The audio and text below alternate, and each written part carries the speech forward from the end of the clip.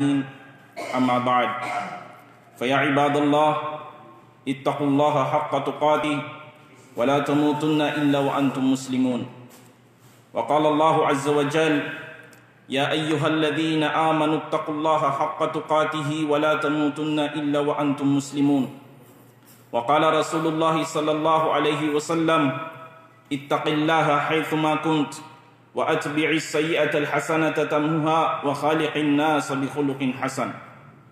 Katiyakan na ang lahat ng pagpuri at pasasalamat ay nauukol lamang sa dakilang Allah subhanahu wa ta'ala. Puriin natin ang dakilang Allah subhanahu wa ta'ala at hingin natin ang kapatawaran ng dakilang Allah subhanahu wa ta'ala at palagi tayong magbalik loob sa dakilang Allah subhanahu wa ta'ala. At hingin natin sa dakilang Allah na proteksyonan niya tayo laban sa kasamaan ng ating mga sarili at laban sa kasamaan ng ating mga gawain. At ako ay sumasaksi na walang ibang Diyos na karapat-dapat na pag-ukulan ng pagsamba maliban ang nag-iisang Diyos, ang dakilang Allah. At ang mahal na propeta Muhammad sallallahu alaihi wasallam ay ang kanyang alipin at ang kanyang sugo. Mga kapatid sa pananampalatayang Islam, katakutan ninyo ang dakilang Allah subhanahu wa ta'ala ng tunay na pagkatakot. Mayroong dalawang uri ng pagkatakot. May totoong pagkatakot at peking pagkatakot sa dakilang Allah. May mga tao na makikita ninyo sa panlabas nilang pang-anyo ay para bang makikita ninyo na sila ay mga taong takot na takot sa Allah. Pero sa loob ng kanilang mga puso, bakanti ang kanilang mga puso sa takot sa dakilang Allah subhanahu wa ta'ala. Ito ang sinabi ng mga salaf na isang pagkukunwari na pagkatakot sa dakilang Allah. Dahil ang tunay na pagkatakot sa dakilang Allah, unang-una ay ang matakot tayo sa dakilang Allah sa pamamagitan ng ating mga puso. Kaya nga mahal na propeta Muhammad sallallahu alaihi wasallam na kanyang sinasabi, at-taqwa hahuna. At-taqwa hahuna. Ang pagkatakot sa Allah ay nandito sa puso. Sa pamamagitan ng pagkatakot natin sa Allah, ay pasusundan natin ito sa pagsagawa ng kanyang mga ipinag-uutos at pag-iwas ng kanyang mga ipinagbabawal. Alam niyo mga kapatid sa pananampalatayang Islam, ang pagkatakot sa dakilang Allah subhanahu wa ta'ala, kung alam lang natin ang magandang bunga nito, katiyakan na maraming mga kabutihan ang darating sa atin kung once magkaroon tayo ng tunay na takot sa dakilang Allah subhanahu wa ta'ala. Wala nang mas mainam pa na babaunin ng isang mananampalataya sa kabilang buhay maliban ang pagkatakot sa dakilang Allah. Kaya sinabi ng dakilang Allah, tazawwadu fatazawwadu fa inna khairaz zadi taqwa. Magbaon kayo, sabi ng propeta ng dakilang Allah. Ang pinakamainam na baon sa dakilang Allah ay ang pagkatakot sa dakilang Allah subhanahu wa ta'ala. Yan ang pinakamainam na babaunin natin sa dakilang Allah at taqwa, ang pagkakaroon ng takot sa Kanya. Sa araw na ito ng Jum'ah, na tayo ay nagtitipon-tipon sa bahay ni Allah subhanahu wa ta'ala, ang tatalakayin natin ngayon ay ang patungkol sa mga mensahe ng mga propeta na dapat malaman ng mga Muslim ng bawat isa sa atin kung bakit ipinadala ng dakilang Allah ang kanyang mga propeta. Simula pa kay Propeta Noah, Propeta Moises, Propeta Abraham, Propeta Jesus, hanggang sa kahuli-huli ang propeta, ang mahal na propeta Muhammad sallallahu alaihi wasallam. Ano ba ang kanilang naging misyon? Ano ba ang mga mensahe ng mga propetang ito sa kanilang mga sambayanan kung bakit sila ipinadala ng dakilang Allah subhanahu wa ta'ala? Mismo ang dakilang Allah ay kinarify niya sa banal na Quran kung bakit niya ipinadala ang kanyang mga propeta. Sinabi ng dakilang Allah subhanahu wa ta'ala, وَلَقَدْ بَعَثْنَا لِكُلِّ أُمَّةٍ رَسُولًا أَنِ اعْبُدُوا اللَّهَ وَاجْتَنِبُوا الطَّاغُوتَ. Katiyakan na nagpadala kami sa bawat nasyon. Nasyon ni Propeta Noah, nasyon ni Propeta Moises, nasyon ni Propeta Abraham, nasyon ni Propeta Jesus hanggang sa nasyon natin na ito, ang umma ng mahal na Propeta Muhammad sallallahu alaihi wasallam, ang bawat nasyon ay nagpadala ang dakilang Allah ng mga propeta, ng mga sugo. Ano ang unang misyon nila?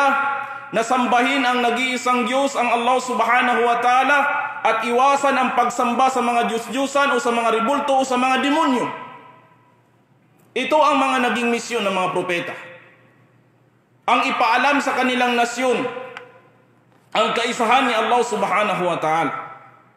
Sa kasaysayan na nagsimula ang pagtatambal o pagsamba ng mga tao, ng mga ribulto o ng mga Diyos-Diyusan sa panahon ni Propeta Noah, na kung saan ay sinamba ng mga tao ang mabubuting mga tao. Mababasa ninyo sa Suratun Nuh o Noe na ang mga taong sinasamba ng sambayanan ni Propeta Noah ay mga mabubuting mga tao, mga taong saleh, mga taong malalapit sa dakilang Allah subhanahu wa ta'ala. Nang mamatay ang mga mabubuting taong ito, na-miss sila ng kanilang mga sambayanan. Kaya anong ginawa nila? Binulungan sila ng syaitan. Dinadalaw-dalaw nila palagi ang kanilang mga libingan ng mga mabubuting taong ito, hanggang sa binulungan sila ng syaitan na gumawa kayo ng tinatawag na ribulto para bilang pag-alala sa kanila, sa kanilang libingan. Nagguhit sila ng mga ribultong ito na kamukha ng mga taong yaon. Hanggang sa sunod na henerasyon, binulungan ng demonyo ang mga sunod na henerasyon na ilagay ang mga ribultong yan sa kanilang mga altar, sa kanilang mga bahay. Hanggang sa sumunod ang henerasyon na sinamba ng mga taong ito, ang mga mabubuting taong ito. Hanggang sa nahulog sila sa pagtatambal sa dakilang Allah subhanahu wa ta'ala, at doon nagsimula na nagpadala ang dakilang Allah ng mga propeta. Ang pinakaunang propeta na ipinadala ng dakilang Allah ay si Propeta Nuh. Nang si Propeta Nuh ay pinadala ng dakilang Allah upang anyayahan ang kanyang sambayanan sa pagsamba sa nag-iisang Diyos, 950 years nag-anyaya sa Islam, sa kaisahan ni Allah, sa Tauhid. Si Propeta Nuh sa kanyang sambayanan, maliit lamang ang nanampalataya sa kanya. 950 years. At kung babasahin ninyo ang Suratun Nuh, halos 24 oras siyang nagdadakwa, nag-aanyaya sa katauhan sa kaisahan ni Allah. Mababasa ninyo na dinakwahan niya sila sa gabi at araw. Every time na nagsasalita si Noah about sa kaisahan ni Allah, anong ginagawa ng mga taong ito? Tinatakpan nila ang kanilang mga tainga para hindi nila marinig ang mensahe ni Propeta Noah. Hanggang sa lumala ang sitwasyon, hanggang sa hinamon ng mga taong ito ang dakilang Allah, na iparating ang kaparusahan ni Allah kung tunay na matapat ang dakilang Allah subhanahu wa ta'ala. Doon nagutos ang dakilang Allah na pinagawa niya ng arko, ng malaking arko si Propeta Noah, at iligtas ang mga hayop na magkaparis at ang mga nananampalataya sa kanya. At nilunod sila ng dakilang Allah subhanahu wa ta'ala. Pinaulanan sila ng dakilang Allah. Bumugwak ang mga tubig sa lupain hanggang sa pinuno ng dakilang Allah ang buong mundo ng tubig. Dahil sa panahon na yun, sila lamang ang mga tao sa panahon na yaon. Wala pang tao sa buong mundo nun, sila pa lang. Kaya pinuno ng dakilang Allah subhanahu wa ta'ala ang mundo ng tubig. At marami sa mga kafir, sa mga hindi nanampalataya, ang namatay. Pinarusahan sila ng dakilang Allah subhanahu wa ta'ala. Pagdating naman dito kay Propeta Moises, si Firaun, na kung saan ay sinasabi niya na siya daw ay ang Panginoon. Sinabi sa banal na Quran na sinabi ni Firaun, "Ana rabbukumul a'la." Ako ang inyong kataas-taasan na Panginoon. Kaya pinadala ng dakilang Allah si Propeta Moises o si Propeta Musa alayhi salatu wassalam para anyayahan ang mga Hudyo o ang mga anak ni Israel patungo sa pagsamba sa nag-iisang Diyos.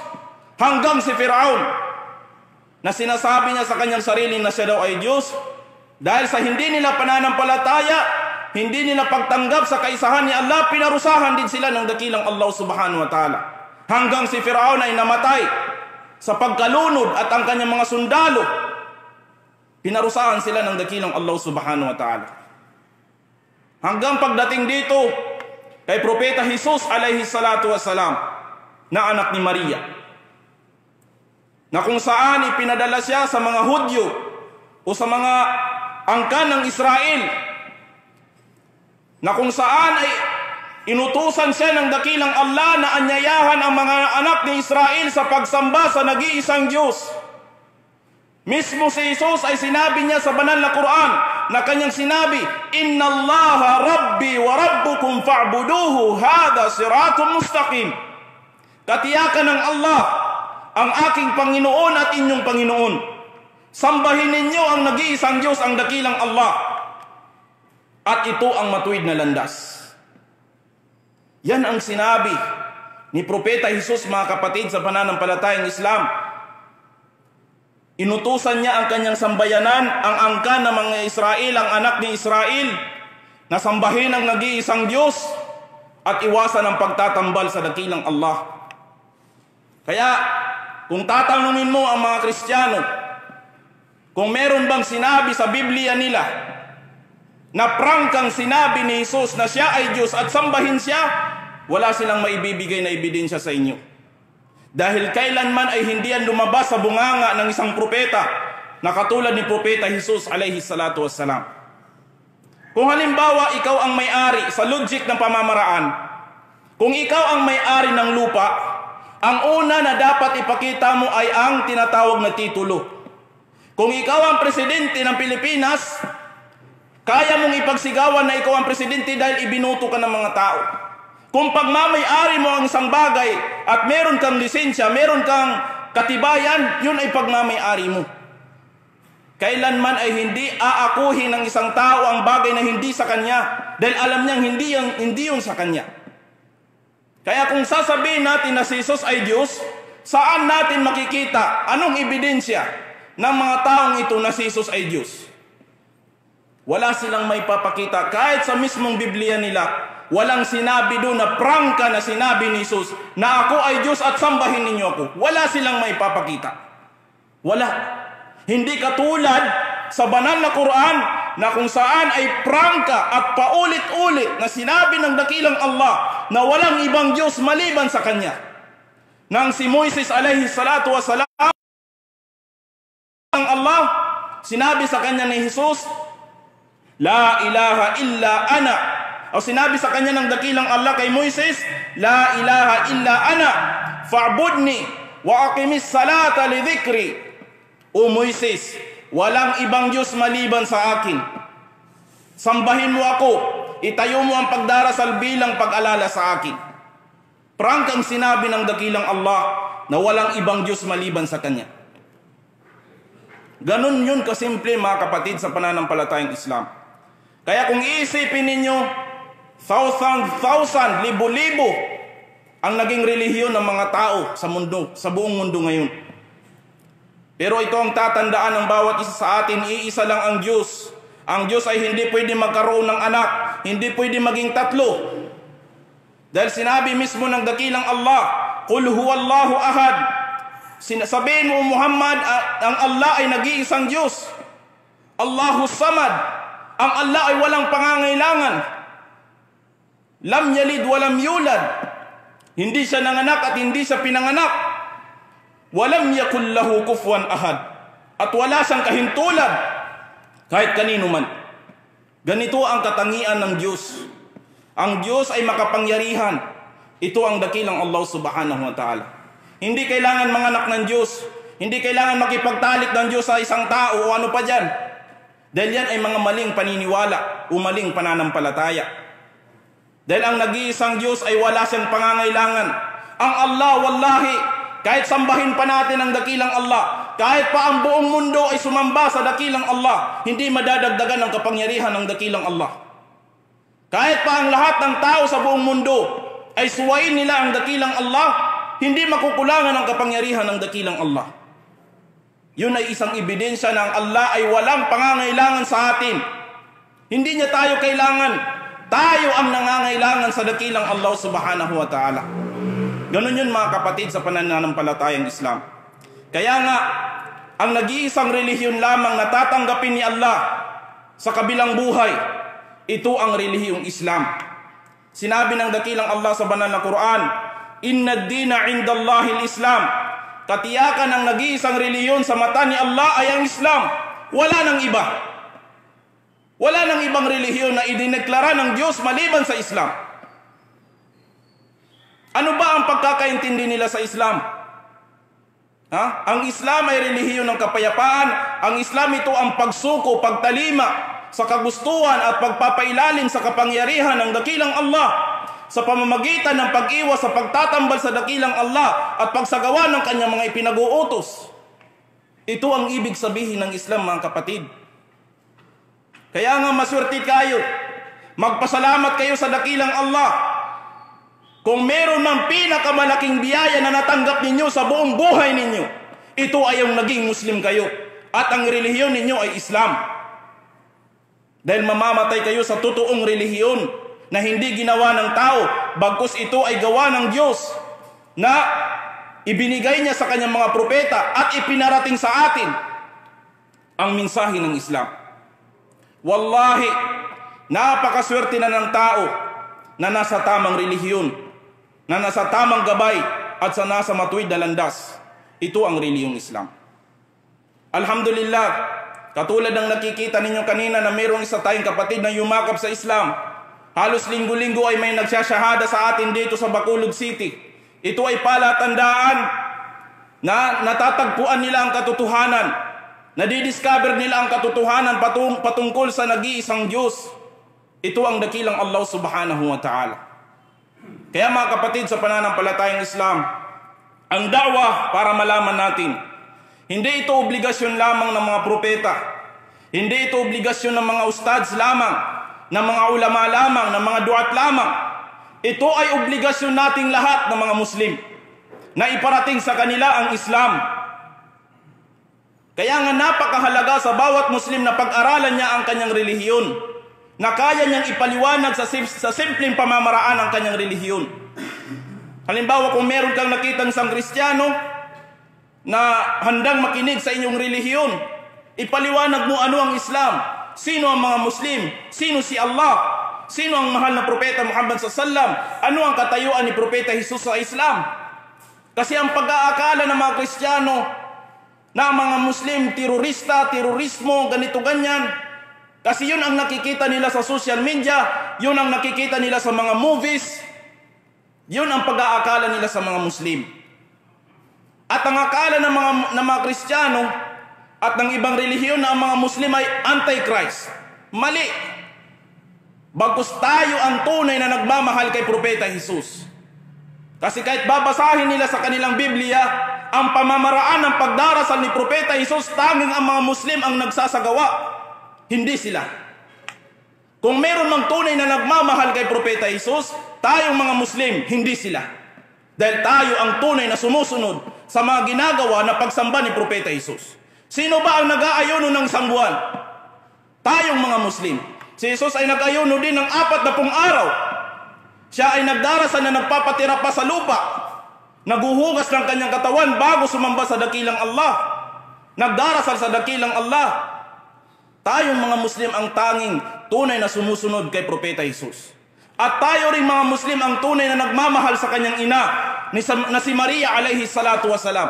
Ang isang chapter ng banal na Quran ay nakapangalan sa kanyang ina na Suratul Maryam o Maria, na kung saan doon nakasalaysay o ikwinento ang pinagdaanan ni Maria sa pagbubuntis hanggang pagpapanganak kay propeta Jesus, hanggang sa pagiging propeta ni propeta Jesus alayhi salatu wasalam. Sino ba ang tunay na sumusunod kay Maria? Tayong mga Muslim. Ang pamamaraan ng pananamit ni Maria, tanging ang mga Muslim na mga babae ang tunay na sumusunod. May makikita ba kayo sa mga ribulto ng Kristiyano na naka-spaghetti o nakaseksi si Maria? Wala. Halos nakatalukbong si Maria. Saan nyo yan makikita ang pananamit na yan? Makikita ninyo sa mga Muslim na mga kababaihan. Kaya nga, sa social media ngayon, naging trending doon ang usapin ng tinatawag na hijya ako. Na kung saan, totoo naman ang sinabi ng ating mga kapulisan na kung once ang isang babae ay manamit ng formal, manamit ng karespeto-respetong pananamit, hindi siya mababastos. Totoo yan. Kaya nga sa Islam, obligado sa bawat babae na kapag lalabas siya ng bahay ay kailangan na siya ay nakatalukbong at balot na balot ang kanyang buong katawan. Bakit? Para hindi siya mabastos, hindi siya maghahasa, hindi siya pagnasahan ng mga lalaking, mga demonyo ang mga kaluluwa, mga lalaking walang magandang balak, kundi puro masasama. Ang mga kababaihan na nagsusuot na halos makita na ang hindi dapat makita, yan ang nagiging dahilan kung bakit nagkakaroon ng rape, nagkakaroon ng pang-aabuso sa mga babae, dahil din sa kanilang mga pananamit. Mismo sa Biblia, mababasa ninyo doon, modest apparel. Ang ibig sabihin na kailangan na ang isang babae ay manamit ng pananamit na karespeto-respeto. Hindi pwede magbago ang batas ng Diyos dahil sa ating henerasyon. Sasabihin nila, bumalik kayo sa Stone Age, sa panahon ng mga bato, na kung saan ang mga babae balot na balot. Hindi na tayo ngayon iba na tayo ngayon, ibang henerasyon na tayo ngayon. Ay hindi pwede yun. Ang batas ng Diyos ay hindi pwedeng mabago dahil sa henerasyon. Kaya nga sa Islam, napakaganda ng Islam mga kapatid. Wala kang maririnig sa news, babaeng Muslim ni rape, wala. Babaeng Muslim, pinagnanasaan, wala. Dahil ang mga Muslim na mga babae ay nagsusuot ng karespeto-respetong mga pananamit. Wallahi, tayong mga Muslim ang tunay na nagmamahal sa mga propeta, kay Propeta Jesus, hanggang kay Maria, sumakanila nawang kapayapaan. Wa aqulu ma tasma'un, astaghfirullah li wa lakum ala kulli dhanbin fastaghfiruhu innahu huwal ghafurur rahim.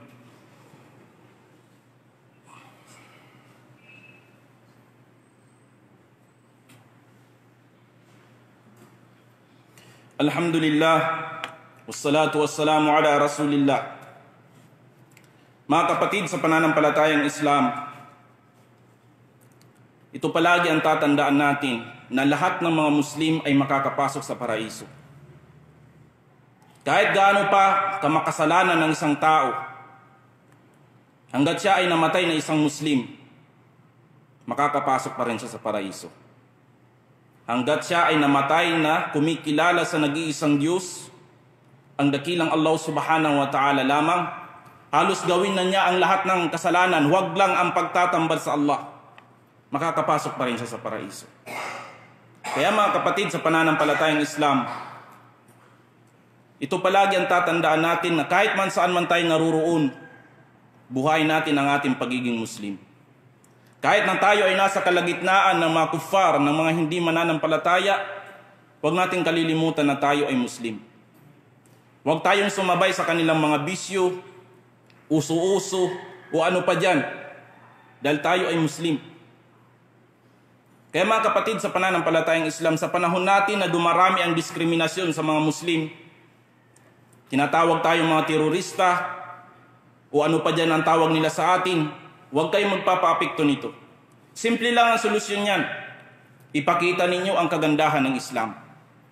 Ito palagi ang pinapaalala sa atin ni Umar bin Al-Khattab radiyallahu an. Ud'un nasu antum samitun. Qalu kayfa ya amiral mu'minin bi akhlaqikum. Anyayahan ninyo ang mga tao sa Islam na kayo ay tahimik kahit hindi kayo nagsasalita. Sabi ng kanyang mga kasama, paano o amiral mu'minin? Sabi niya, sa pamamagitan ng inyong mga pag-uugali. Ipagkita ninyo ang kagandahang pag-uugali ng isang Muslim. Nang isang Muslim ay mapagkakatiwalaan. Ang isang Muslim ay mapagkakatiwalaan sa kanyang mga pangako. Ang isang Muslim ay totoong magsalita, hindi manduloko, hindi sinungaling, o ano pa dyan. Sundin natin, alam nyo, kung babasahin ninyo ang kasaysayan ng mahal na Propeta Muhammad sallallahu alaihi wasallam, halos pinakamarami na yumakap sa Islam dahil sa kagandahan ng kanyang pag-uugali. Hindi dahil sa magaling siya magdakwa, kundi sa kagandahan ng pag-uugali ng mahal na propeta Muhammad sallallahu alaihi wasallam. Merong nangyaring digmaan sa pagitan ng mga Muslim sa panahon niya, digmaan sa pagitan ng mga Muslim at hindi mananampalataya. Nang matalo nila ang mga hindi mananampalataya, meron silang mga naging captive, meron silang mga preso mula sa mga kalaban. Inutusan ng mahal na propeta Muhammad sallallahu alaihi wasallam ang kanyang mga sahaba na pakainin ng magandang pagkain ang kanilang mga preso. Isipin ninyo, ang mga sahaba, dapat sila ang dapat kumain ng masarap na pagkain. Pero priority ng mahal na propeta Muhammad sallallahu alaihi wasallam na pakainin ng mabuti ang mga preso kaysa sa kanyang mga sahaba. Nang dahil dito, namangha ang mga kafir, ang mga hindi mananampalataya. Ganito ba ang propeta Muhammad sallallahu alaihi wasallam makitungo sa kanyang mga preso? Dahil doon mga kapatid, marami ang pumasok sa Islam dahil sa kagandahan ng pag-uugali ng propeta Muhammad sallallahu alaihi wasallam. Wallahi, kahit pa gaano kaganda ng mensahe natin sa Islam, kahit gaano pa kaganda ng mga pananalita natin patungkol sa Islam sa harapan ng mga tao, kung nakikita naman nila sa atin na hindi maganda ang ating pag-uugali, walang saysay ang lahat ng yun. Walang saysay yun mga kapatid. Hanggang ang propeta Muhammad sallallahu alaihi wasallam, wallahi wala akong nakitang tao, kung babasahin ninyo ang kasaysayan, ang talambuhay ng propeta Muhammad, wala kang makikitang tao sa panahon natin o maitatapat sa mahal na propeta Muhammad sallallahu alaihi wasallam. Kaya mga kapatid, sa pananampalatayang Islam, kailangan sa isang Muslim na pag-aralan niya ang kanyang relihiyon nang sa ganun ay mas maintindihan natin ang ating relihiyon. Lalong-lalo na ngayon sa panahon tayo ng epidemya, hindi naging babag ang epidemyang ito para tayo ay magtipon-tipon sa bahay ni Allah at mayroong yumayakap sa Islam. Dahil kahit online ay nagsusumikap ang ating mga ulama, ang ating mga duat, ang ating mga ustads sa pagdadawa patungkol sa kaisahan ni Allah subhanahu wa ta'ala. Nawa ay gabayan tayo palagi ng dakilang Allah at maging matatag tayo sa ating pananampalataya. Ito palagi ang sinabi ng mahal na propeta Muhammad sallallahu alaihi wasallam, huwag na huwag ninyong isusuko ang inyong relihiyon kahit pa kayo ay patayin. Kahit anong sitwasyon, huwag na huwag kayong aalis sa Islam, maging matatag kayo sa relihiyong ito dahil kabilang kayo sa mga ginabayan ni Allah subhanahu wa ta'ala. Inna Allah wa malaikatahu yusalluna ala nabi ya ayyuhalladhina amanu sallu alaihi wa sallimu taslima. Allahumma salli ala Muhammad wa ala ali Muhammad kama sallaita ala Ibrahim wa ala ali Ibrahim innaka Hamidum Majid. Allahumma barik ala Muhammad wa ala ali Muhammad kama barakta ala Ibrahim wa ala ali Ibrahim innaka Hamidum Majid. Allahumma ihfadh al-muslimina min coronavirus ya Allah ya rabbal alamin. Allahumma ihfadh al-muslimina min coronavirus ya Allah ya arhamar rahimin. اللهم احفظ المسلمين من كل بلاء ووباء يا الله يا رب العالمين. ربنا لا تؤاخذنا إن نسينا واخطأنا. ربنا ولا تحمل علينا إسرا كما حملته على الذين من قبلنا. ربنا ولا تحملنا ما لا طاقة لنا به واعف عنا واغفر لنا وارحمنا أنت مولانا فانصرنا على القوم الكافرين. برحمتك نستغيث والحمد لله رب العالمين.